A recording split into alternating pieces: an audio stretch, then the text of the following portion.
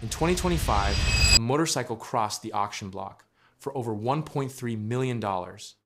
No traction control, no electronic suspension, and no brakes.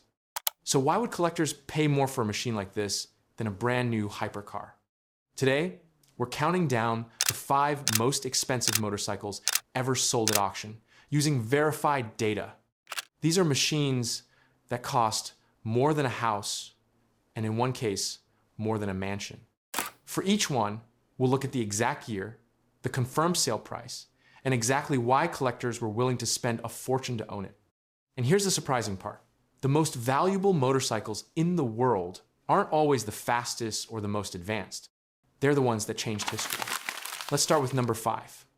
The 1913 Henderson IV sold for $352,000. We kick off the list with American aristocracy.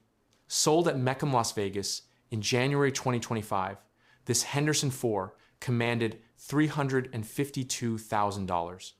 Now, look at the length of this machine. You might look at this wheelbase and think it handles like a school bus. And honestly, you wouldn't be entirely wrong. But this was the superbike of the pre-war era. It features a 62 cubic inch inline 4-cylinder engine. That is a layout that we still see dominating the grid in modern racing today. The value here comes from its elegance and engineering ambition. The Henderson brothers focused on smoothness and speed when most bikes were just single-cylinder thumpers rattling their bolts loose. The lesson here for us is about throttle control. This bike had a single speed. That means no shifting to save you if you bog down. You had to manage the engine speed perfectly with the road speed. It's a sign that the quest for smooth power delivery isn't a modern concept. It's been the goal since day one. If you're jerky on your throttle today with all your modern electronics, imagine riding this. It demands finesse.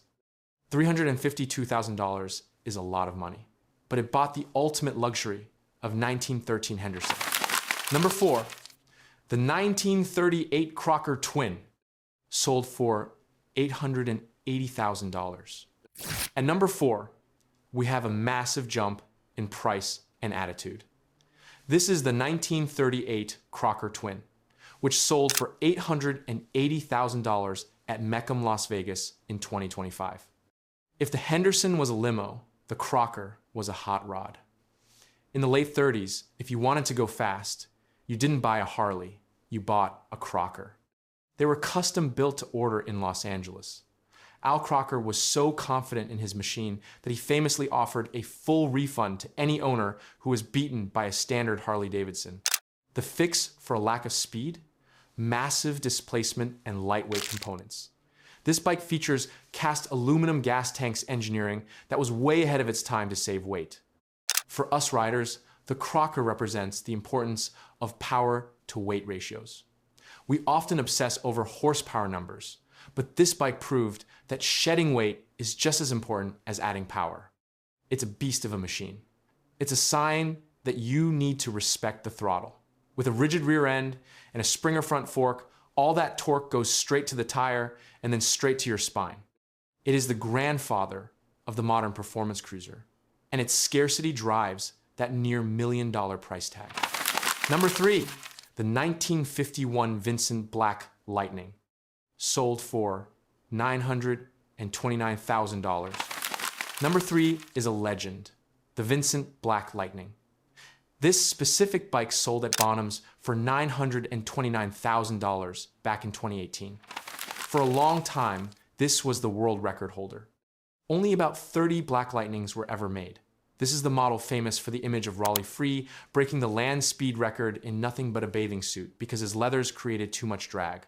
That is 150 miles per hour, face down, on a bike with drum brakes. The engineering here is radical. The engine is a stressed member of the frame, meaning the engine is the frame. It had no air filter, no kickstart, and lightweight magnesium components.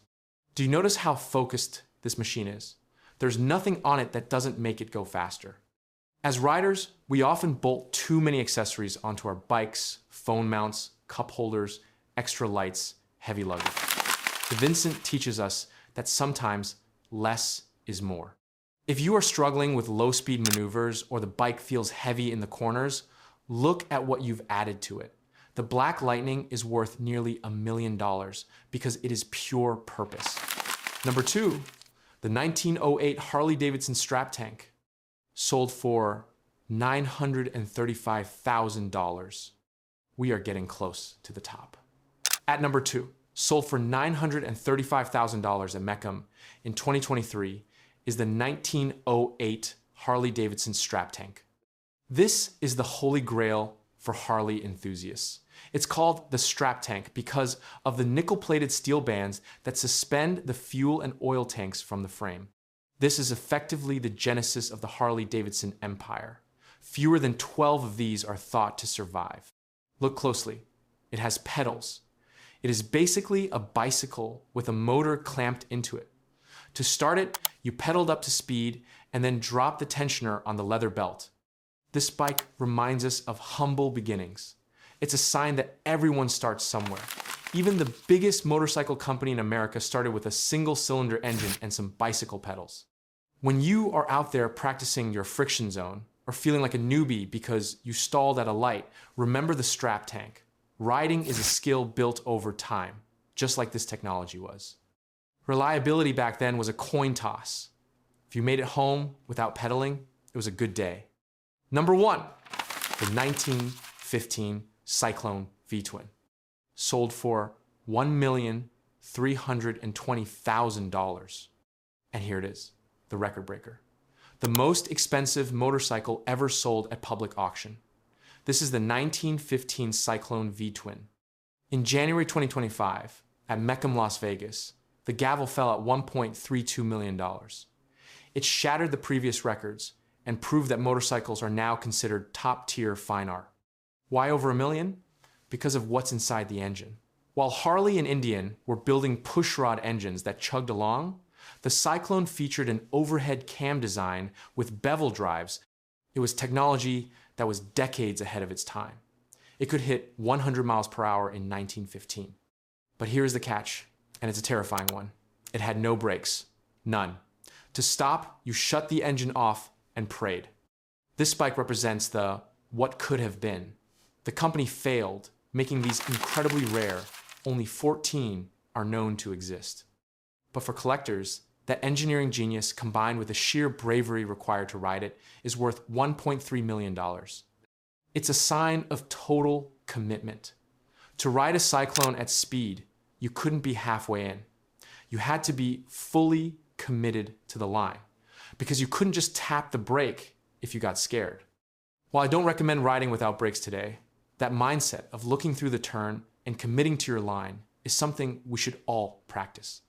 So we've gone from the smooth Henderson to the $1 million brakeless Cyclone. What's the takeaway for us, the riders who are just trying to improve our skills on the weekend? It's that riding is a lineage. When you practice your emergency braking, something the Cyclone riders couldn't do, or work on your corner entry, you are using techniques that evolved alongside these machines. The good news is you don't need $1 million to enjoy the sport. You just need a bike, a helmet, and the right attitude. Real advancement comes from staying curious, humble, and willing to drill the fundamentals, even years into riding. Spotting these signs of history in modern bikes isn't a bad thing. It's an opportunity to appreciate what you have. There's no shame in starting small. Even Harley-Davidson started with a strap tank. The best riders keep working on the basics and never stop learning.